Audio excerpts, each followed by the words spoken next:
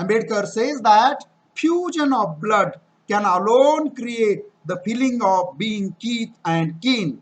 And unless and until this feeling of kinship, of being kindred, becomes paramount, the separatist feeling, the feeling of being aliens created by caste, will not vanish. So, according to Ambedkar, intermarriage or intercaste or interreligious marriage, as you say, is the real remedy. Ambedkar says that among the Hindus, intermarriage must necessarily be a factor of greater force in social life than it need be in the life of the non-Hindus. Where society is already well knit by other ties, Ambedkar says that marriage is an ordinary incident of life and it is a crucial, it is an essential part of life. But where society is cut asunder, marriage as a binding force becomes a matter of urgent necessity. Ambedkar says that the real remedy for breaking caste is intermarriage. Nothing else will serve as the solvent of caste, according to him. He congratulates Jat Paat Todak Mandal's standpoint in this line of attack. It is a direct and frontal attack made by Jat Paat Todak Mandal, and hence he congratulates the federation upon a correct diagnosis and more upon their having shown the courage to tell the Hindu people what is really wrong with them. Ambedkar fully appreciates the stand undertaken by the Jat Paat Todak Mandal, which they have suggested the real remedy in order to eradication of casteism in Indian social structure, that is intercaste marriage. Ambedkar states that interdining and intermarriage have become matters of common course and Hindus do not interdine and do not intermarry. This is the charge labeled by Dr. Ambedkar against the Hindus. Why is it that the Hindus do not interdine and intermarry? There can be only one answer to this question posed by Dr. Ambedkar, and that interdining and intermarriage are repugnant to the beliefs and dogmas which the Hindus regard as sacred. This is a bent of the mind of Hindus that the Shastras have inculcated, that interdining and intermarriage is not a sacred thing. So what is more important, according to Dr. Ambedkar, is the belief which is inculcated in the mind of Hindu people. Ambedkar says that caste is not a physical object like a wall of bricks or a line of barbed wire which prevents the Hindus from mixing and which has to be pulled down. Ambedkar states that caste is a notion, it is a state of the mind. The destruction of caste, according to him, does not therefore mean the destruction of a physical barrier. It means a notional change. This is a very important point that Dr. Ambedkar has made, that caste does not, that the destruction of caste does not mean the destruction of a physical barrier. It means a notional change in the mentality of the Hindus. Caste may be bad. Caste may lead to conduct so gross as to be called man's inhumanity to man. All the same, it must be recognized that the Hindus observe caste not because they are inhuman or wrong-headed. They observe caste, according to Ambedkar, because they are deeply religious. They are religious, and this religious bent of mind compels Hindus to observe caste. People are not wrong, according to Ambedkar, in observing caste. In his view, what is wrong is their religion. which has inculcated this notion of caste, which compares this notion of caste in their mind.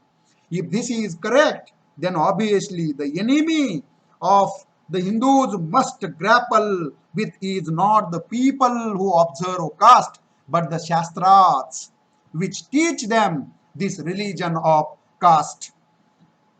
Hence, criticizing and ridiculing Hindu people for not interdining or intermarrying or occasionally holding intercaste dinners and celebrating intercaste, interreligious marriages is a futile method of achieving the desired objective.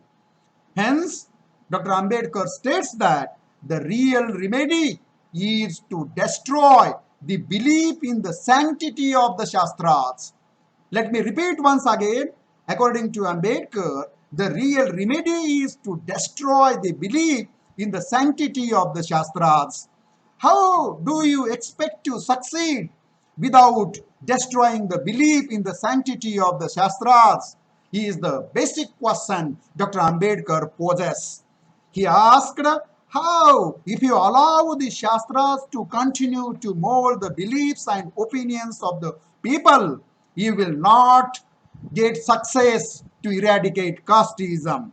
Not to question the authority of the Shastras, to permit the people to believe in their sanctity and their sanctions, and then to blame the people and to criticize and ridicule them for their acts as being reasonable and inhuman.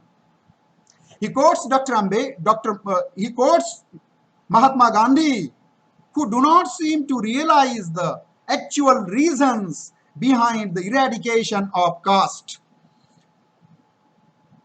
and that people will not change their conduct until they cease to believe in the sanctity of the Shastras. No wonder, according to Ambedkar, that such efforts have not produced any result. So the efforts undertaken by Mahatma Gandhi in order to eradicate untouchability in Indian social structure proves futile. It has not get any kind of result because they have not understand the basic reason behind casteism.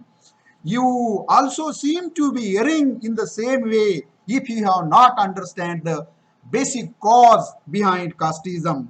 To agitate for and to organize intercaste dinners and intercaste marriages, according to Ambedkar, is like forced feeding brought about by artificial means.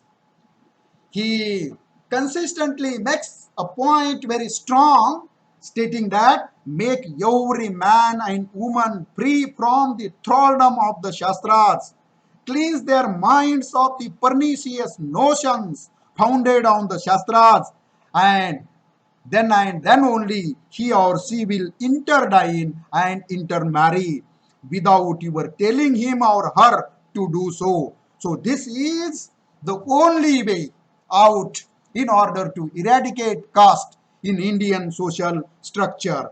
It is no use, according to Ambedkar, seeking refuge in criticism.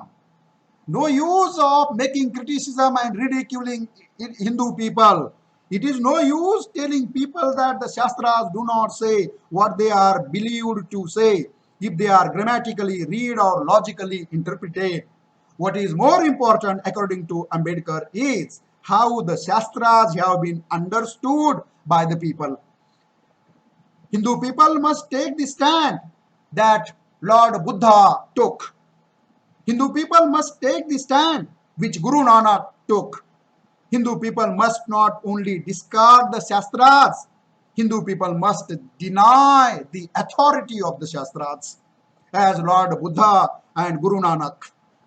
So Hindu people must have courage to understand the Shastras and the sanctity of the Shastras.